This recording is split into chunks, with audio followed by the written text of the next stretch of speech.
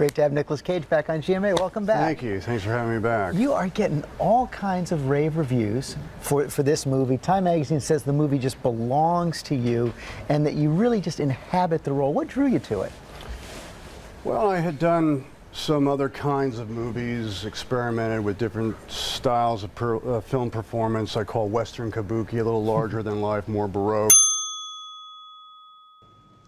You know, A, B, C, D, E, F, G, H, I, J, K, L, M, N, O, P, Q, R, S, T, U, V, W, X, Y, Z! Huh?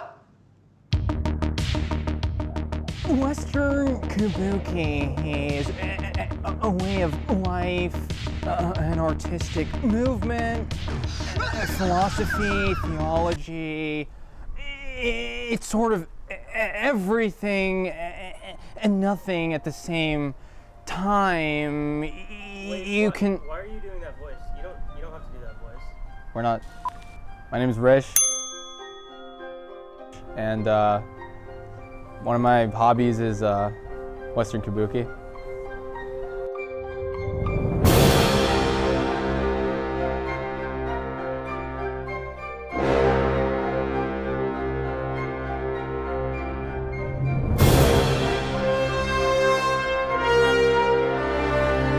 I kind of think that no one and nothing is like above mockery. Everybody does something funny. I'm sure I do too. He was a very easygoing, carefree child. Even the childbirth was a breeze for me. He is very good at impersonation, I have to say. He is so good that sometimes he just kind of, you know, I'm astounded by his impersonation skills. On weekdays. What's up, dude? How's that party? Pretty sick, bro. How was yours? Dude, that invite, sick, dude. It was mad. Dude, I jumped off the roof. He does impersonate Matt. Am I looking this way? Like which? I'm assuming. Loved Black Panther. Best, probably one of the best movies of all time. He does me pretty well. We're talking superhero movies? Selma, anyone? He makes fun of me quite a bit, but I think it's all in good fun. It hurts most of the time. Pretty much anyone who had any sort of funny ways of saying things or kind of catchphrases or whatever was not safe from Rish's mockery. Like, literally. Exactly. Yes. Sometimes it feels like I'm, you know, like everyone's in my head too. That's not always easy. Oh, I'd have to say the first time that Rish did his impression of Nick was when I was in 9th grade, he was in 10th grade. It was the final round of a speech and debate tournament, and he was one of the competitors. And yeah, in his performance, he was doing a bunch of different characters and impressions, but when it came to this one impression of Nick, everyone in the audience was loving it. Boom, boom, ba-boom!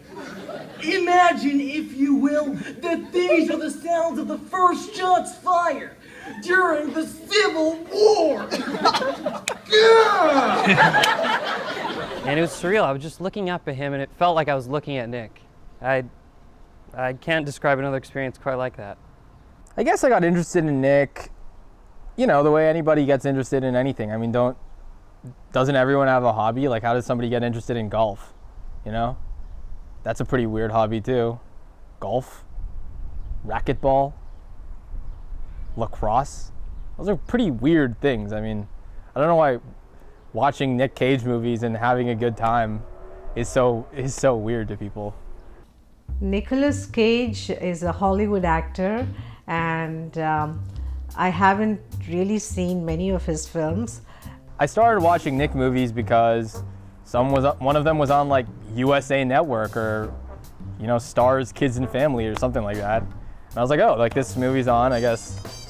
And then it's this guy, the lead in the movie, who's like a movie star, but like there's something about him too it is kind of like gets your attention. I always just thought he was a normal movie actor who made some pretty bad movies most of the time. I really like a lot of them. Probably, I'd say, definitely Fast Times at Ridgemont High. That was his first, I think his first movie. Valley Girl's really good. Raising Arizona. You got Rage, Stolen, Army of One. You got Red Rock West, The Rock, Leaving Las Vegas, won an Oscar for that. You got Con Air. I know Con Air is one of the hairdryers brand, but then I'm not sure how that is associated with Nicolas Cage, unless, you know, he has some fascination to make his hair look good. You got Snowden, which he has a small role, but it's pivotal, really makes an impression with that one. He did a voice in The Ant Bully, also G-Force and The Croods. I really enjoyed his voice work in those. Ghost Rider, Spirit of Vengeance, Pay the Ghost, Sorcerer's Apprentice, Bangkok Dangerous was really good. National Treasure. I'm not sure whether, you know, that fits with Nicolas Cage's profile. National Treasure, of course. And I've seen it so many times ever since, but I honestly think Matt is a bigger fan of that movie than I am. I see it usually about 3 times a month. One of the first nights that I knew him, he invited me to go see National Treasure with him, and I was like, okay, sure. I haven't seen that movie in ages. That's a fun movie, so we did it. It was great. We laughed a lot. But he was like taking notes during it and stuff, and at some of the parts where I was laughing, I looked over and he was just looking really, really intensely at the screen, emotionless, and it was just a few little visual cues that I would give anything to have seen back then, but I guess I just brushed them aside because I needed to. I don't know. I'll be talking to Rish and then I'll ask him something and he'll say something, but he'll say it as Nick, and it feels weird sometimes, but other times it just sort of feels like that's just how Rish is. Nick started to creep into all of his other impersonations too, to the point that he'd be like, some person that we were in line with would say something ridiculous, and Nick would, and sorry, this happens a lot, Rish would impersonate them. Rish is my best friend, but a lot of the times it also feels like Nick is my best friend. Do I think Nicolas Cage is a good actor?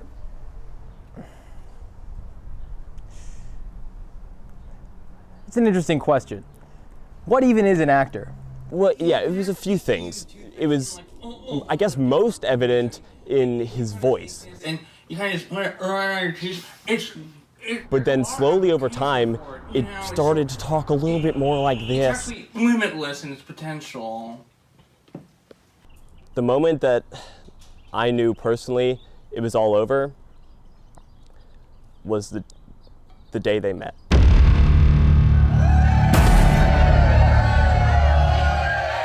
So you've kind of pioneered this like almost Western kabuki style of acting. So I was wondering if you were able to kind of channel that in this movie and how you got in the mode for that.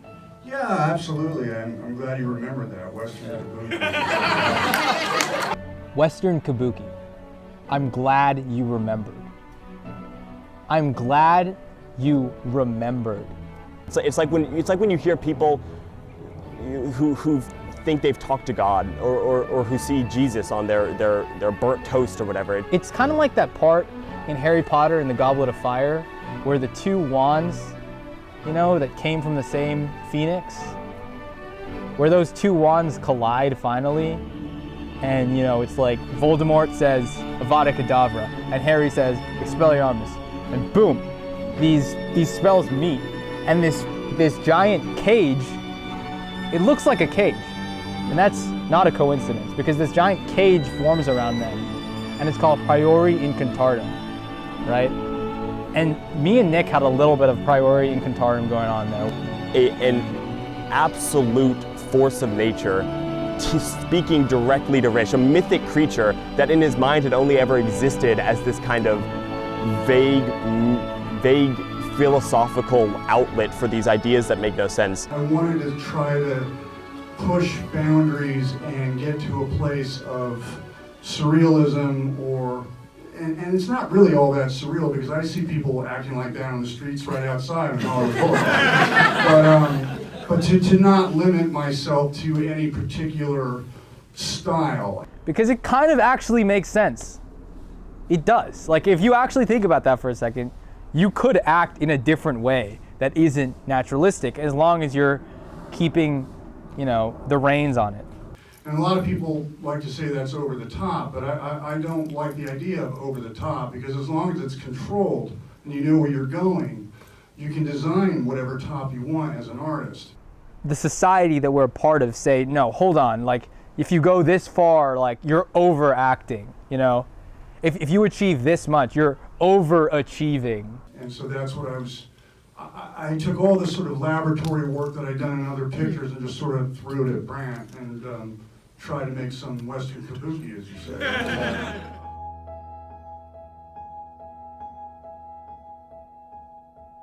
Look, there is something to Western kabuki on a spiritual level, sure. It makes people happy. It's essentially like if you took an existential midlife crisis and expanded it to cover someone's entire life and way of thinking. I feel like it's sort of cultish. Yeah, I think that there are certainly several better people to be. I mean, you look at people like Mark Ruffalo, who are like trying to make the world a better place by cleaning up the water in the world. Or you look at people like Hugh Jackman, who just seems like a pretty nice guy and remembers his students who he used to teach when he was a PE teacher. I mean, that's the thing about embodying a person other than yourself. If you're going to do it, you might as well embody someone who has something to offer the world. This is what people want to hear. What are you passionate about? I don't think that Nicholas is at all naive to what he's doing. Carter's a conspiracist. I guess my main takeaway from this whole experience and what I want to leave people with is that there are signs and you can get help and you can be that help for people when you see it. So just the next time that you're asked to go watch anything with Nicolas Cage in it with a friend, be aware of that and don't be forceful, but be honest and stop this before it has a chance to take over all of us and honestly end all of us. I hope that if other people start to appreciate Western kabuki, that they'll see the value in an openness to ideas. Is this like a serious thing? Is this like a film? Yeah, I mean, you know, we're doing this for our class. Oh my, for your class? What a fucking sham. He is doing all of this because he wants to make you look like a fucking idiot. In front of your peers, in front of your professor. Like, you're laughing as if this is, oh, he's just making a big joke. Like, these guys are both so funny. No, I'm telling you this because I'm trying to look out for you. Don't put this online. Don't fucking put this on the internet. This is trash. He made this whole thing because he wants to make fun of you. And you have like spent all this time, you got your headphones, you got a little camera, you're editing. Has he helped you with the editing? No. Has he helped you with the sound? No. Has he helped you with any of these shots or anything like that? No. All right. No, what the hell are you doing? I'm telling you the truth. You're making a documentary, right? I'm telling you the truth. No, I don't think we can. That's not what you wanted to hear? No, sorry, Kanish. Oh, sorry. Okay, I'll just say, oh yeah, he's a passionate actor. Some people believe in God or a greater force or something that connects us all. And some people believe in the complete absence of the existence of that force. I don't know, I believe in Nick Cage.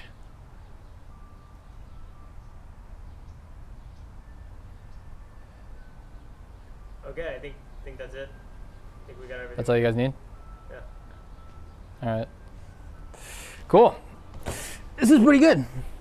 This will turn out pretty well. All this is like true, right? I mean, this is like Yeah. documentary and everything. Yeah, I mean, We have to make sure like we have our integrity and stuff. pretty much, yeah. You'll be fine. It's true, yeah. There you go.